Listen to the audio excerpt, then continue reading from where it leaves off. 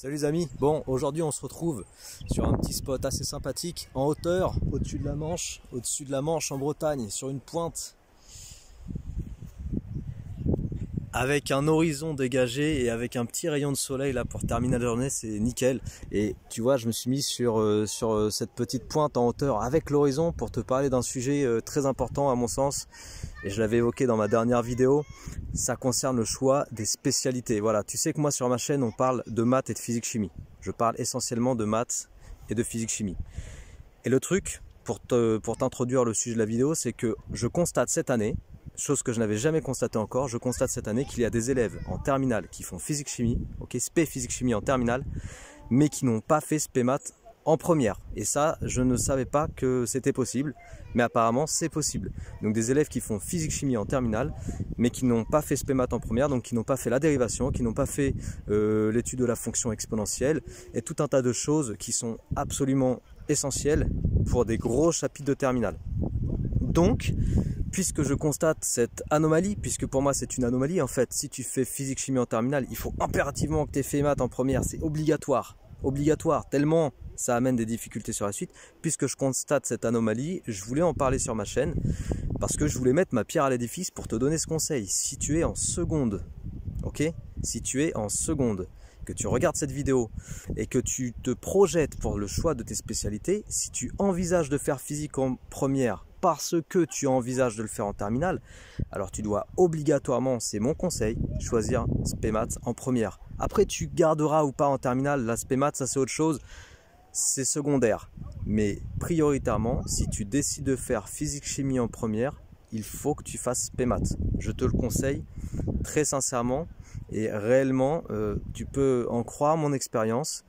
Si jamais tu fais physique-chimie en première, puis en terminale, mais que tu as abandonné les maths depuis ou à partir de la seconde, enfin que tu as fait les maths de seconde et puis c'est tout, ça va être compliqué sur des chapitres qui coûtent très cher. Je ne vais pas te donner le détail, mais en gros, tu as un chapitre en terminale en physique-chimie qui est la mécanique. C'est pas un chapitre d'ailleurs, c'est un thème, c'est plusieurs chapitres qui en général se fait à la fin du premier trimestre ou au début du deuxième trimestre, c'est-à-dire sur le moment où les notes comptent pour Parcoursup, et ces chapitres-là coûtent très cher. Ça veut dire quoi hein, quand je te dis ça? Ça veut dire que si tu les plantes, ça fait très mal sur ton dossier. Je te le dis avec sérieux parce que je le constate d'année en année. Sauf que là, du coup, la nouveauté de cette année, c'est que je rencontre des élèves.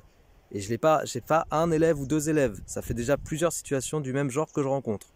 Des élèves qui sont en physique-chimie en terminale, mais qui n'ont pas fait maths en première.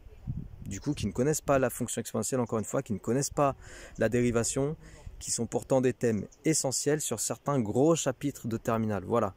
Donc je répète mon conseil, parce que je veux vraiment me faire entendre de la façon la plus claire qui soit. C'est agréable ce petit rayon de soleil en plus. Mon conseil, si tu es en seconde, et que tu te projettes pour le choix de tes spécialités et que tu envisages de poursuivre la physique-chimie en première et éventuellement en terminale, alors il faut que tu fasses les maths en première. Il faut que tu prennes spé maths en première. C'est très important. Vraiment, c'est très important et tu comprendras quand tu arriveras en physique-chimie en terminale. Sinon, ça fait une situation très compliquée à gérer et des retards à rattraper qui sont conséquents. Pour comprendre le fond des chapitres que tu manipules après en physique-chimie en terminale, il y a des retards à rattraper qui sont conséquents et qui nécessitent une grosse charge de travail par ailleurs. Voilà, il faut vraiment le savoir. Après, tu peux faire ce travail par toi-même pendant les vacances. Tu peux très bien décider de te remettre à niveau en parallèle des cours. Ça, c'est un choix personnel. Mais il faut savoir que ce travail, à un moment donné, devra être fait. Et que si tu n'as pas fait de remise à niveau pendant les vacances et que tu démarres l'année de terminale avec physique-chimie sans avoir fait maths en première, donc que tu n'as que ton bagage de maths de seconde, et que tu démarres donc l'année terminale, si tu es dans cette situation, tu vas avoir toute une charge de travail qui va arriver d'un bloc sur les premiers mois, donc de septembre au mois de mars, là où les notes s'arrêtent en terminale, enfin là où les notes s'arrêtent pour Parcoursup. Et cette charge de travail-là va vraiment être très compliquée à gérer. Ça se fait, puisque tout se fait, mais c'est très compliqué à gérer. Voilà. Donc c'était juste pour mettre ma pierre à l'édifice. Si tu es dans cette situation que je viens d'évoquer dans cette vidéo, je veux bien que tu me donnes ton retour d'expérience dans les commentaires. Si tu connais des gens autour de toi qui sont dans cette situation, parce qu'apparemment il y en a de plus en plus, je veux bien voir ton retour aussi d'expérience. Et si tu es prof et que tu regardes cette vidéo, Alors sache que ici on est là pour passer un message et pour conseiller au mieux les élèves, pour leur éviter de faire des choix qui sont dangereux en fait.